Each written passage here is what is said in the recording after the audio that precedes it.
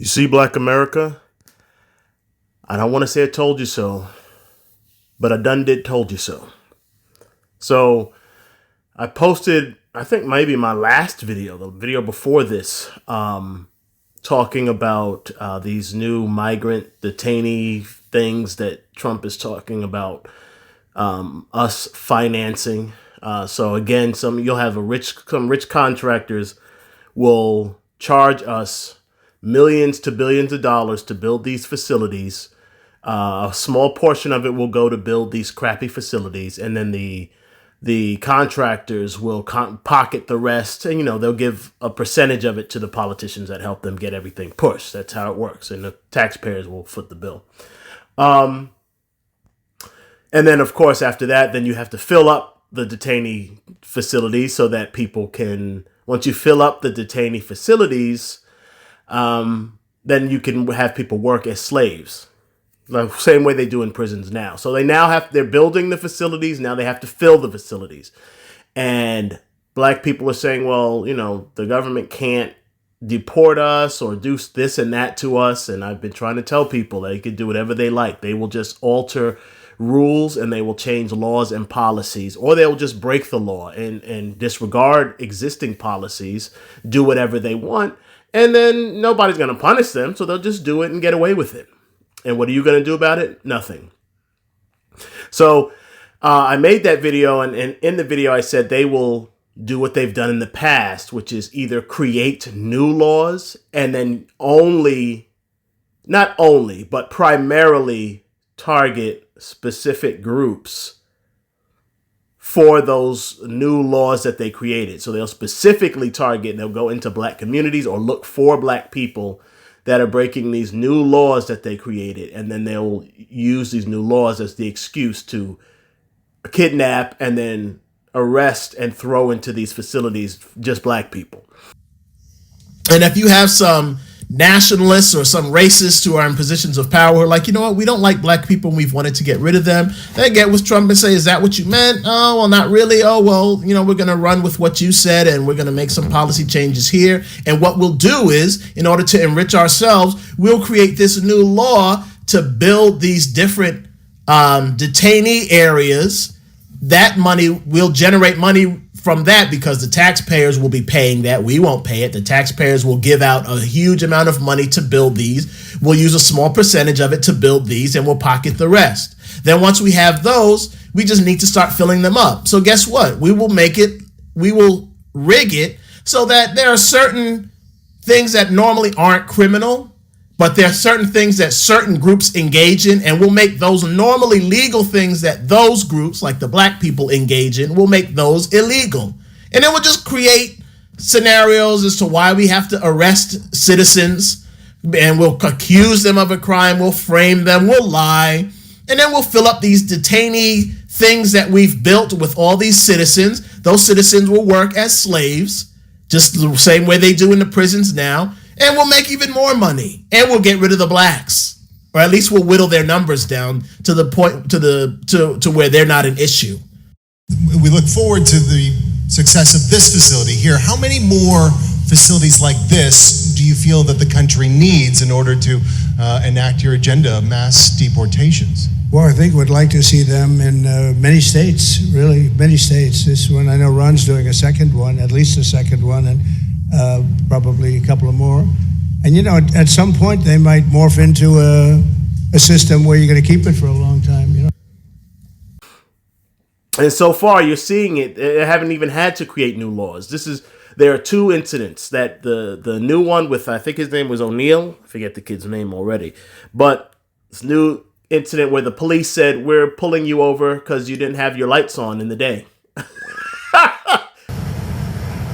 Well, you heard Mugo, William McNeil Jr., saying there that he was scared during that stop back in February. He said that he wanted to know why he was being pulled over And you can hear him actually on video asking that very question.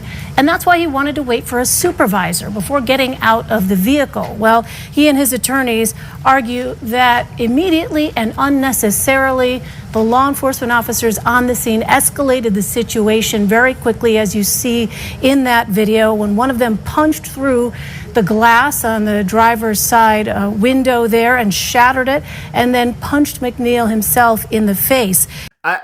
I've been driving for, how old am I now? At least 2 decades, at least. Probably more than that. I've driven in many different states around this country. I've driven in another country even. When it's raining and there are storm conditions, yes, you should put your lights on. And you may even need to put your lights on. Maybe that is an existing law that you have to put your lights on. I've never been pulled over. I've never seen anybody being pulled over for that. Never heard of anybody being pulled over for that. When you watch the video, it's not storming that badly where if someone's lights aren't on, it's going to cause a problem. So the fact that the cop said, hey, this guy has no lights on, so let's pull him over. Obviously, that's just targeting somebody that's black. Why would you go through all this because somebody didn't have their headlights on during the day when there was some clouds out? And white people play this game where they're like, well, black people, you guys don't pay attention. You guys just are breaking the law. You're doing things that are illegal. And that's why this stuff's happening to you. Obviously, they're lying and they know that's not the case. We're just targeted more. You're not going to see a white person being pulled over for something like this. The only time you see white people going through stuff like this is in a predominantly, almost 100% white populated area where the police have nobody else to target but white people. Then every once in a while there, you'll have a rambunctious cop, or the cops need to fill a quota. And so they'll start to ramp up arrests and harassment. And they can only go after white people because that's all that lives around them. So then you'll see some white people get targeted. Outside of those scenarios, you're not going to see white people getting pulled over and harassed and attacked for stuff like this, for not having their headlights on during the day. I got another video to show. This guy is sitting in his car, and when the video starts, he's asking the cop, why are you arresting me, or why'd you pull me over? And the cop said, you didn't put your turn signal on more than 100 feet, or some stupidity. He didn't say you didn't put your signal on. He said you didn't put it on early enough. Feet before you turn, bro. All right, go ahead, step out here. No.